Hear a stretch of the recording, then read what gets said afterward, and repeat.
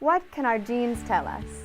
No, we are not referring to a pair of talking pants, but instead the biological information within our cells that holds the information that makes us who we are. Throughout this video, we're going to delve into how we can use different tests to understand this information and analyze the Pandora box of effects that information provides. So, what can our genes tell us? It is best to imagine our culmination of genes, or our genome, as a book. This book contains all the DNA that makes up our physical being. The pages of the book describe different observable traits we will develop, such as our eye color. They can give information about where our ancestors came from, and even more somber information, such as what diseases we might develop. Now, it is important to note that not everything about us is written in these books. Just like much more happens in real life than what's captured in books, a lot of our personality and physical traits result from the environment around us. And on the flip side, you might not read every page of every book, just like your body does not read and develop every gene that is written. So, although our books are a key to our being, they cannot tell us everything. The scientific process of reading these books is through genetic testing. Genetic tests can do a variety of different kinds of reading. It is possible to read the whole book, called whole genome sequencing. But a lot of the book doesn't mean anything that we know of, so most tests will simply read a range of pages that they know hold information based on what we're looking for. The machines will go through a process called sequencing that reads and makes copies of certain pages, and then a computer will compare them to copies of other people's pages to look for differences. There are two main ways you can go about getting your book read. The first is through clinical testing. It is ordered by a doctor, usually to look for a specific page or gene, to see if there is an error in a particular page of the book that you are concerned about or that you have expressed concern about. They usually take DNA via a blood draw or a saliva sample, and they send it to the lab to go through the process. A team of people will then work to analyze and double-check your data before coming back to you with the results. Very recently, a new method of genetic testing hit the markets: direct-to-consumer testing. There are companies that do not require going through a doctor to read your genome. You take a simple cheek swab from home and send it to them to analyze, and they send you back the information. These tests can do specific tests for disorder, they can focus on the familial and ancestral side, or they can send you a version of your whole DNA sequence, and you can send that to another company to get even more information. In the last few years, there has been a significant spike in the number of people investing in these tests. Competition between companies, as well as the number of companies, has boomed with this increased demand. Given this upward trend, let us delve into the actual effects and impacts all this new information might have on you and those around you. When you receive news about your genes, it can be shocking. If the information is about your risk for a certain disease, such as Parkinson's disease, that severely affects motor function and that has no cure, this information can be very worrisome. Even information on your ancestry might leave you stunned if you learn something such as a family member was put up for adoption. This is also very sensitive and personal information, tied directly to your identity, that needs to be handled safely and not find itself in the wrong hands. When you receive such information, the two concerns become what you do with the information and what others do with your information. The former concern is centered around your reaction to the news. One of the shortcomings of direct-to-consumer tests is that they are only allowed to test for certain health-related genes, and on the ones they do test, you are only receiving the vague data and not a lot of explanation or advice compared to going through the information with a doctor or genetic counselor, someone trained in understanding and explaining your data. It can be hard to interpret what the results mean for you and what you should do next.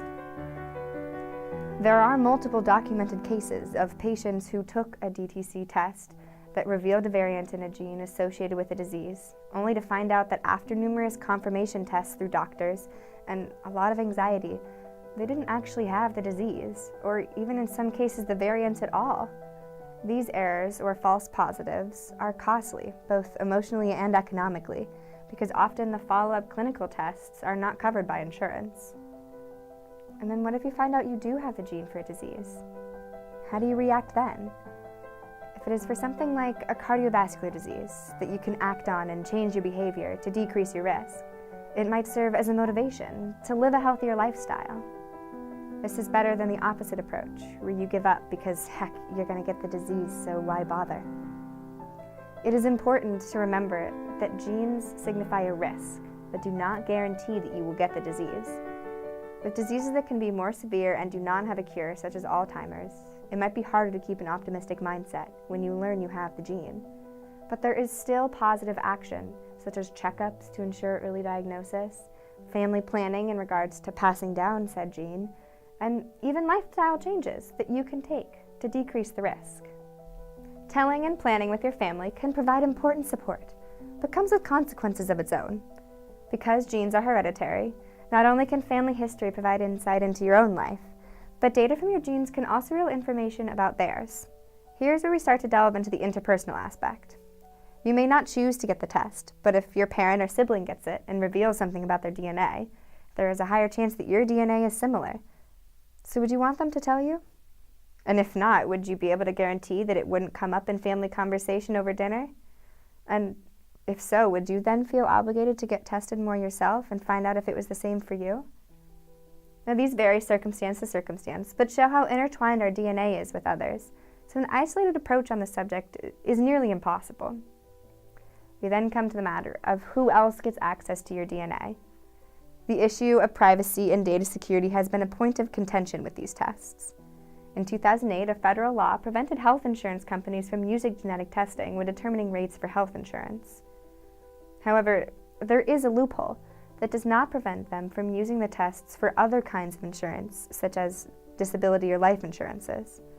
So while you might not see an increased price on your health insurance after taking the test, your rate in other areas might increase for just having a risk of a life-shortening or disabling disease.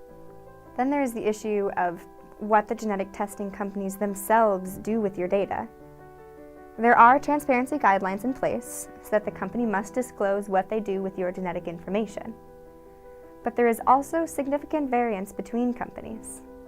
A study conducted in 2016 looked at 30 different companies' compliances with the guidelines and found that, in general, there was some concerning lack of consistency in regards to how long the companies kept the data and then what they do with it.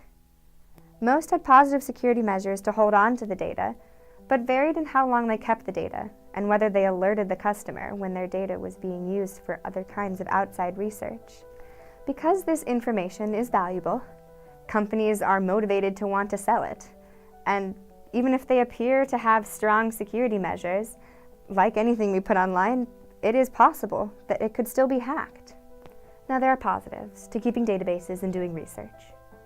The more pages we gather from different people's books, the greater the amount of data we have to compare things to, and we increase the variety in the pages we see. That way, they can more accurately pinpoint where we come from and more accurately determine what foreshadows possible disease. We just have to be informed enough to ensure that only the appropriate people are looking at these pages and using their information wisely. Overall, direct-to-consumer genetic testing sparks a dilemma between knowledge and privacy. If we were to make a pros and cons list, on the pros side, there is awareness of your genes that brings with it curiosity, inspiration towards a healthier lifestyle, proactive health measures. It's cheaper than clinical tests. It can provide more data than just a clinical test. It's less invasive at extracting DNA, and the results usually come out faster. The accumulation of data as more people buy the tests can improve global research and expand databases. However, on the flip side, there are cons, such as shock and anxiety the results can provide, the lack of medical advice, and the automatic involvement of your family. The information is not always accurate, certainly much less accurate than clinical tests. It's confusing to interpret, and it does not always tell you for certain that you will get a disease. The information is very private and sensitive, and it can affect your insurance as well as your right to privacy. Now, there are questions that you can ask yourself and research you can do before ordering a test that can decrease the severity of some of these cons. Start by talking with your doctor and seeing if it could be useful. Discuss with your family and confirm that they would be comfortable learning something about their genealogy. Look into the possibility of a genetic counselor or talking with your doctor afterwards to help go over the results. Research into which company you choose is incredibly important too. to make sure that you're picking the one that can actually provide the information that you're looking for.